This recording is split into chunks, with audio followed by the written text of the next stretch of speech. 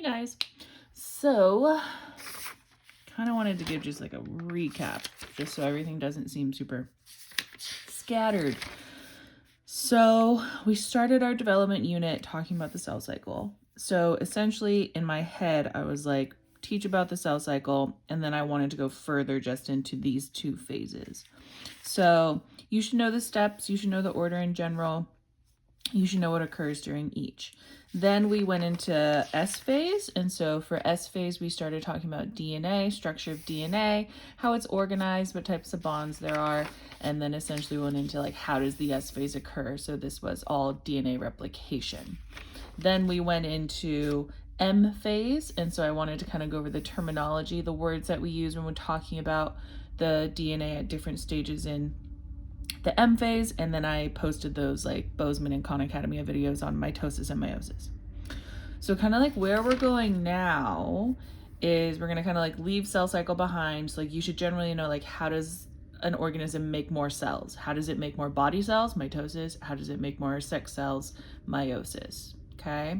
And then like most of the time when questions are asked about those two processes, they're asked to compare and contrast those two processes. That's why I had to do that Venn diagram. I choked on my spit.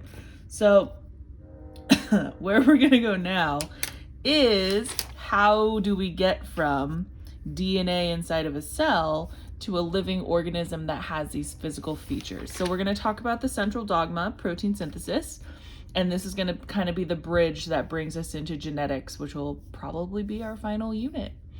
So if you want to just flip to your next clean page, we're going to talk about the central dogma or protein synthesis.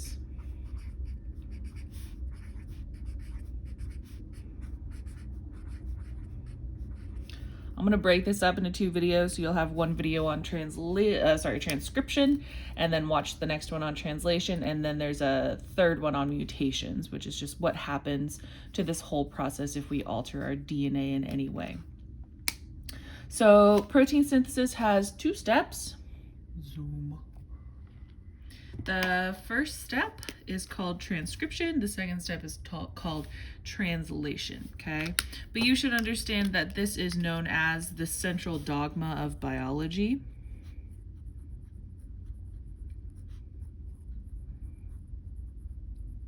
So it's kind of like one of our founding principles of science.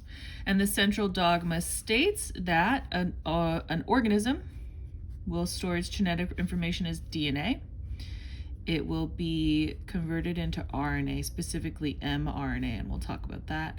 And then that will be translated into a protein or a polypeptide. So it's a two-step process.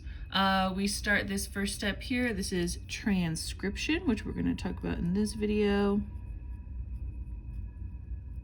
And that takes place in the nucleus if it's a eukaryote. In prokaryotes, they don't separate these two processes. They just do all of it in the cytoplasm, so it actually occurs faster. I'll show you an image in the next video of why it occurs faster. And then from going from RNA to protein, this is called translation. And this will occur in the cytoplasm, but more specifically at a ribosome. So two types of ribosomes, free ribosomes or bound ribosomes. We'll talk about that in the translation video. Okay, so we're essentially just going to do transcription. So maybe let's just label this more specifically, transcription. Okay, and essentially what transcription does is it takes DNA, which is stored in the nucleus, and it rewrites it as RNA. So we're going to take DNA and we're going to rewrite it as RNA. So we're just transcribing it. We're rewriting it like a transcript is a written piece. There's a few reasons why we're going to turn this into RNA and why we don't just keep it as DNA, and I'll kind of go over that. But kind of just understand we have the DNA that's stored in our nucleus. We're just gonna like rewrite it. So we're gonna like make a copy of it, but we're gonna make a copy of it in RNA. This would be like if you took a language class like French or Spanish at GB or any other language class, and you were reading something in that language, but then you were writing it back in English. So it's going to say the same thing, it's just going to say it in a different language. Okay, we're essentially going to make this page a giant nucleus. Don't make it too big. We need a teeny bit of space here at the bottom. So I'm just going to draw portions of a nucleus just because I don't want to take up too much of my papel. Cute. So just imagine like that's a giant nucleus. Let's label this as our nucleus. Okay. So we have a nuclear membrane, which is represented here. It's made of phospholipid bilayer. And the really unique thing about the nuclear membrane is it has nuclear pores. So we're going to draw a couple of these nuclear pores or openings along our nuclear membrane. So there are these openings. So they're perforations in the nuclear membrane. And it allows certain molecules to enter and exit, like large molecules. But if you're too large, you still can't enter and exit, but you also need a very special key to either enter or exit through a pore. So let's just kind of start. So translation starts with DNA. So we're going to draw a strand of DNA. So remember, just squiggle, squiggle. Okay, so this is DNA. If you don't remember the structure of it, go back to our DNA structure video. But there's a few reasons why the DNA is stored in the nucleus and why it itself doesn't travel to a ribosome. If it could just travel to a ribosome, we wouldn't need this messenger RNA. We wouldn't need this intermediate step. So protein synthesis would occur faster, but two reasons. DNA is too large to exit the nucleus, meaning it doesn't, like it literally doesn't fit through the pores. And then secondly, it doesn't have like that key that I was talking about to get in and out of the pores. And that key is called a 5' methyl cap. So we're just going to call it a 5' cap. We'll talk about that in a couple seconds. And then the last reason, big reason, is that in the cytoplasm outside the nucleus, there are these special enzymes. And these special enzymes are called, let's write it down here. We have two types. You have general nucleases. Nucleases are enzymes that break down DNA. And then you also have these special enzymes called ribonucleases. And these are enzymes that break down RNA.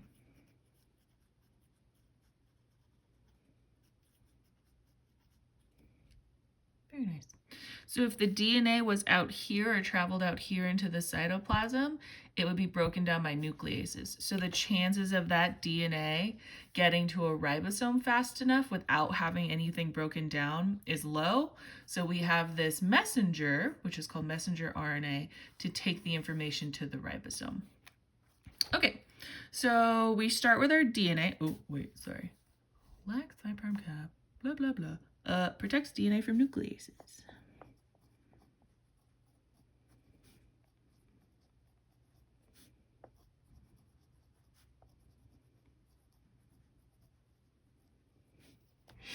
Very nice. Okay. So essentially, if you remember all the way back to when we talked about the G protein, signal transduction, we said there's 3 steps to every signal transduction pathway. There's reception, transduction, and response. And we never really talked about that response much. This is the response portion. So like, let's say that this cell is a cell in your pancreas, and it has now been stimulated to create glucagon, which is a protein-based hormone. In our DNA, we carry the gene. A gene is just a segment of DNA. So this will be a little stretch of DNA on a chromosome. Maybe like this portion codes for my glucagon. This portion might code for my insulin. So we'll get a hormone and it will transfer, remember, steroid-based versus protein-based hormones. And essentially we'll get some interaction with the DNA, with the nucleus, and then you can either turn on or turn off a gene. So once that happens, then this process, protein synthesis, will occur. So let's just say this is my DNA strand, and let's say that this is my gene that has now been turned on. The rest of the DNA, these genes haven't been activated. This gene has. So we're just going to do protein synthesis for this portion. If I need to make the protein that is coded in this genome, I need to do a signal transduction pathway that would activate this gene.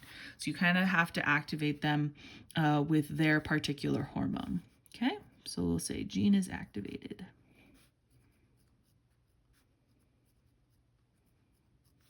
Okay. So the first thing that happens, and it's pretty similar to DNA replication, is we need to open up that DNA, okay?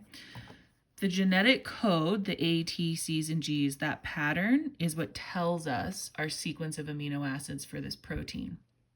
So if I need to make glucagon, glucagon has a really specific order and number of amino acids. That order and number of amino acids is delegated by the bases in my DNA. So I need that code. So we're going to open up, so we're going to unwind and break the hydrogen bonds. So it's going to be the same enzyme as we used for replication, and it's going to open up and break those hydrogen bonds. So like upstream and downstream of that opening, we'll still have those hydrogen bonds here, but it'll be opened up here. So we'll have bases that are not hydrogen bound to their complements, like so. So you should remember the enzyme that is responsible for that, DNA helicase. We'll just draw it here at the fork. Okay, and you'll only have one. So remember in replication we had two that are moving in opposing directions. What helicase does is it starts at one end of the gene and it just zips to the other end of the gene. We don't need to transcribe the entire DNA strand, we just need to transcribe a small section. So we'll start at one end and we'll move towards the other end. Cool, so this is helicase.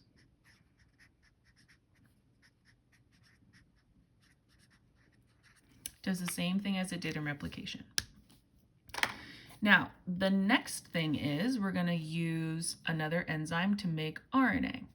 So we still need directionality here because we're going to use a polymerase. So if you remember, polymerases can only add to the 3' end of a growing strand.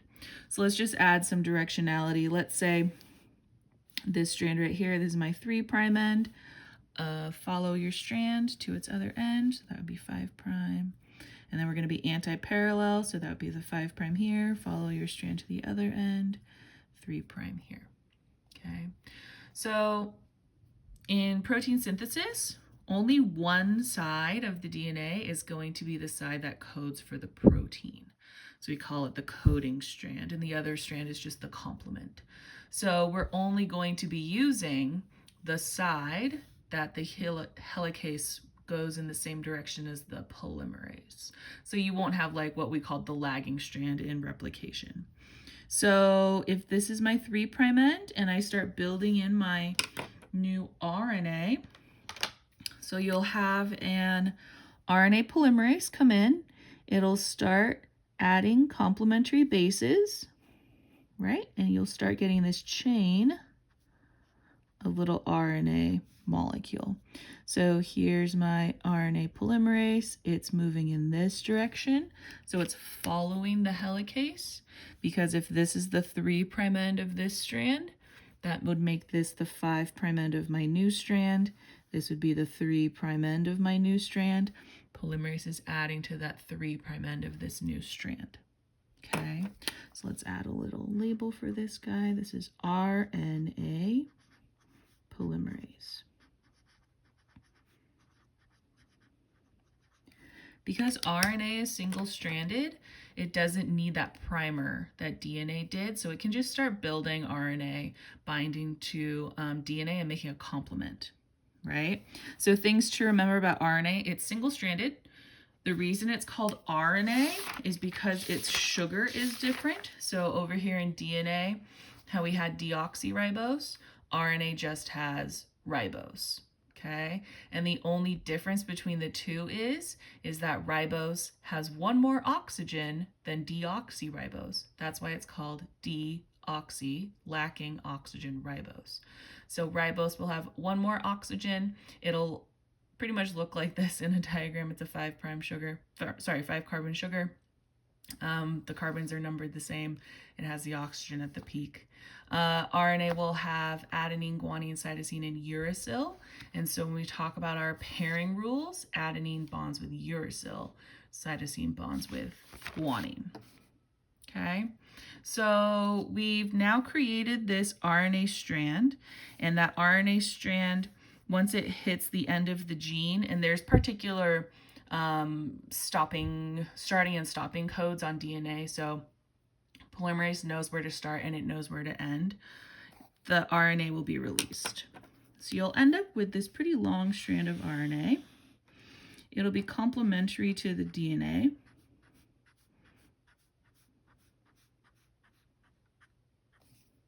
Cool. It'll have its little 5' end and its 3' end. Okay. So this strand of RNA complements this gene right here. So this sequence, if it was A, T, C, G, it would be U, A, G, C, and it would just match and complement. So we've essentially taken like these instructions that are written here to make glucagon, and we've just rewritten the instructions in a different language. We call this molecule pre-mRNA.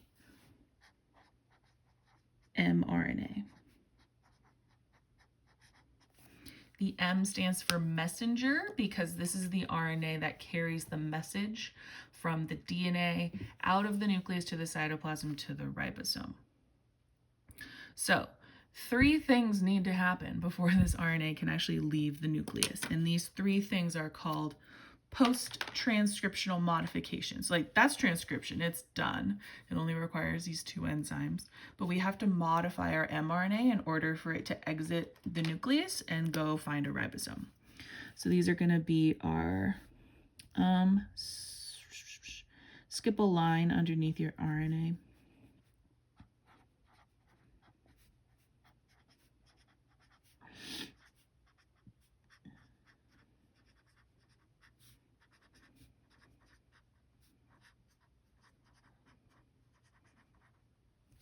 These are post-transcriptional modifications. So this is pre-mRNA, and we're going to make what we call mature mRNA, and it's going to mature. The first thing that has to happen is we're going to add this little key that the DNA doesn't have. So we're going to add a 5' methyl cap. So essentially what that means is on the 5' end of the RNA, we're going to put a methyl group, which is CH3. So I usually just draw the 5' cap as like a little hat on the 5' end. And this is actually going to serve 2 purposes. This is going to protect the 5' end from these enzymes. So remember I told you in the beginning, in the cytoplasm, there's 2 types of enzymes and they break down different nucleic acids.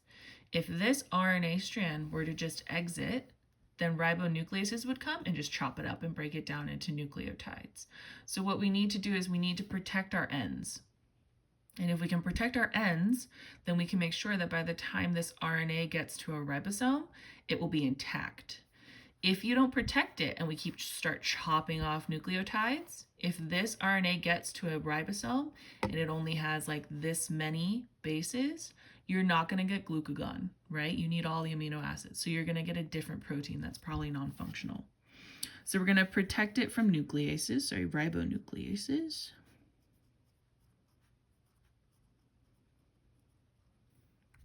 Okay.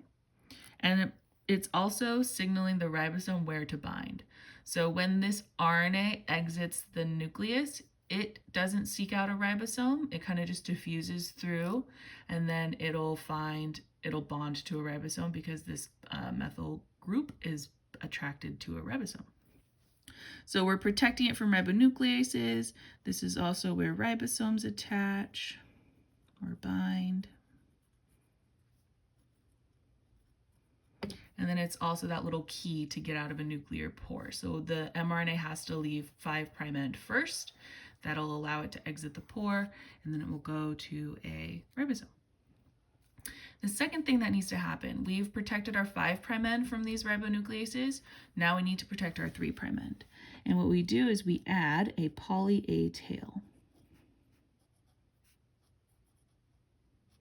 Okay? And so essentially you're going to take many adenines, poly A, and you're going to add it to the end here.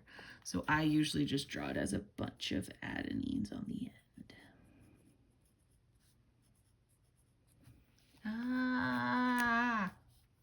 Cool. What the poly A tail does is it's adding just like nonsense, right? We don't need these to make our glucagon. I need this to make my glucagon.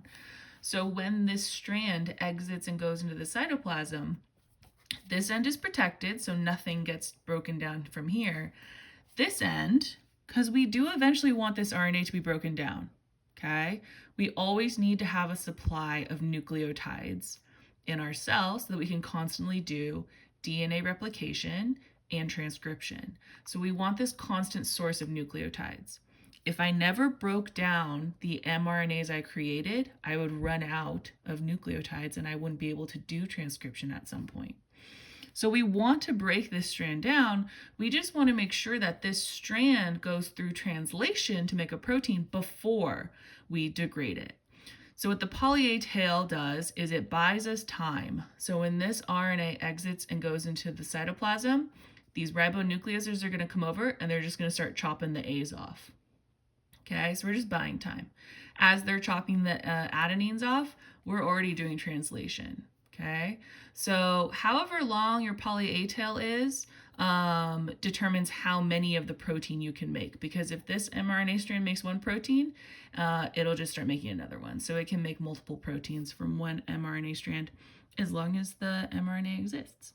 So our poly A tail, it's protecting our 3' end from those ribonucleases.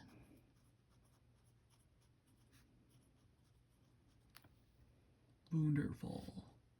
The last thing that's going to happen is called splicing.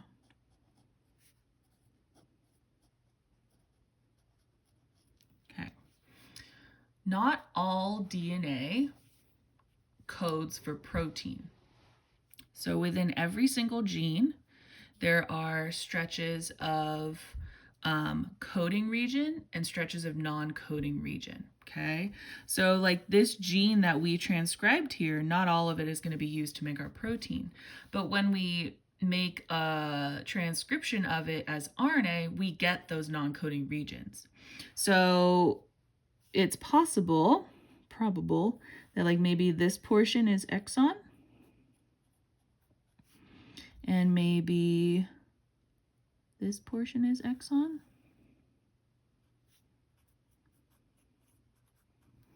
Okay. Exon means that those are the regions that are expressed. So I think exon are expressed. So these are the portions that code for my amino acids that make my glucagon. Everything else is non-coding region. So from exon to exon, this portion, we call it an intron, because it's in between our exons. And then down here at the end might be another intron. What introns do, like why does DNA have all this DNA that isn't coding for actual protein? Introns are what control the genes. So when I say this gene was activated, the actual process of activating this gene involves the introns. So the introns actually control the expression of the exons. But once we've made our RNA, we don't need those introns anymore, because all we want is pure exon so that we just have a protein. If you don't cut out the intron, if this goes out to be translated and you translate intron, you're going to end up with more amino acids than you need, and then the protein's going to fold differently, and you're going to get a protein that is different than the original protein. So we're going to do it's called splicing. So there are these, they're really fun. There are these proteins, they're called SNRPs. So it's SNRP.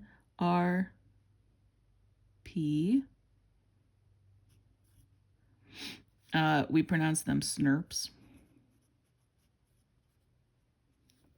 And what SNRPs do is they are the proteins that will come and cut. So they'll come and cut here, they'll cut here, they'll cut here.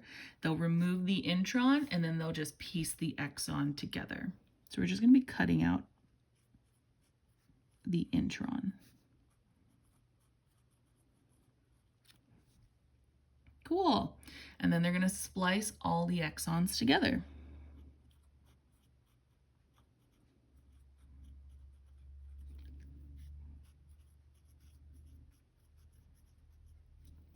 Wonderful. Now, there's this really cool phenomenon called alternative splicing. Make a star.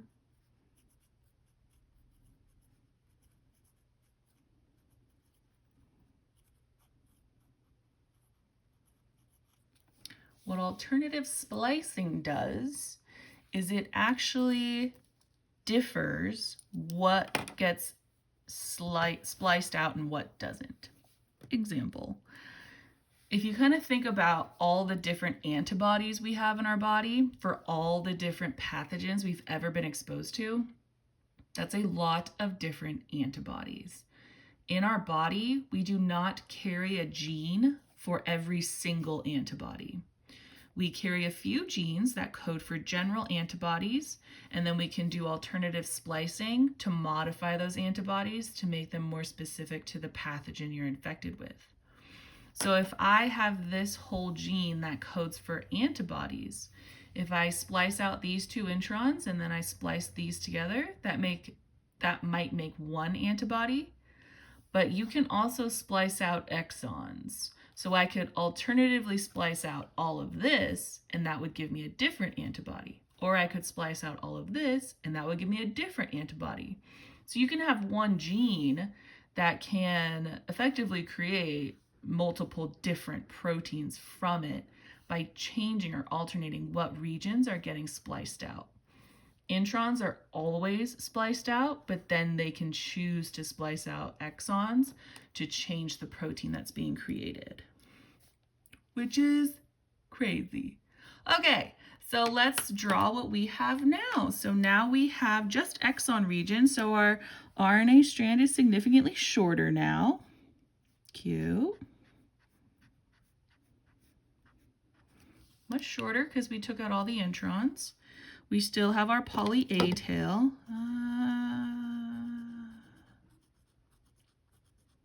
Wonderful. We have our 5' cap.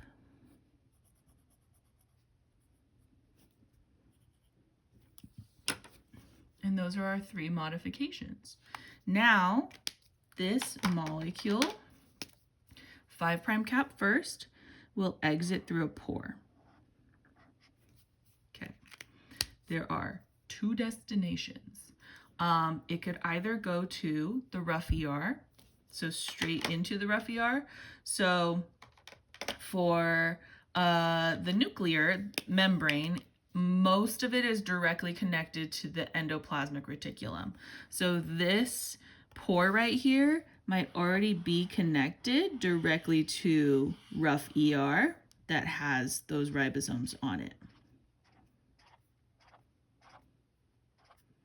So sometimes the RNA will just go directly to a ribosome on the rough ER. Other times, the RNA will just exit to the cytoplasm and just find a free ribosome. So we have 2 types of ribosomes you need to know. Ribosomes that are attached to the ER, these are called bound ribosomes.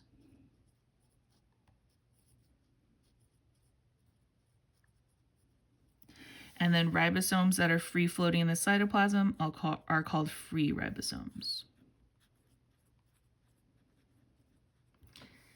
If the final protein that's going to be translated is meant to stay inside this intended cell, then you're going to do translation on a free ribosome. Because if it's intended for my own cell, like in here, then I don't need to keep track of it by carrying it in vesicles and sending it to the Golgi and then sending it out. So any protein that stays within, so like let's say this cell needs to make more polymerase or more helicase, then it will create those and then it will translate them on a free ribosome, and then those enzymes will just stay in the cell. Okay, so free ribosomes create proteins that stay in the cell, like in the cytoplasm. Bound ribosomes are for proteins that we're intending to send out of the cell. So we started with this example of glucagon. Glucagon needs to exit pancreatic cells and go into the bloodstream. I don't want to make glucagon at a free ribosome. If I make glucagon at a free ribosome, then it's just going to go all willy-nilly through the cytoplasm, and how will the cell be able to package it and send it out? So we're going to keep track of anything we want to send out. So it'll be made here, package it in a vesicle, send it to the Golgi, package it in a vesicle, send it out. So bound ribosomes translate proteins that are intended to exit the cell, or it's for proteins that need to be on the membrane. So if I'm going to make a transport protein or a G protein or a channel protein, I need to put those in a vesicle so that they can merge with my membrane and then stay embedded in that membrane. So they're going to exit the cell or join the membrane. So depending on the purpose of the protein and its like destination, it'll be made at different ribosomes. Okay, that's it for transcription. Go watch the translation video. Bye, guys.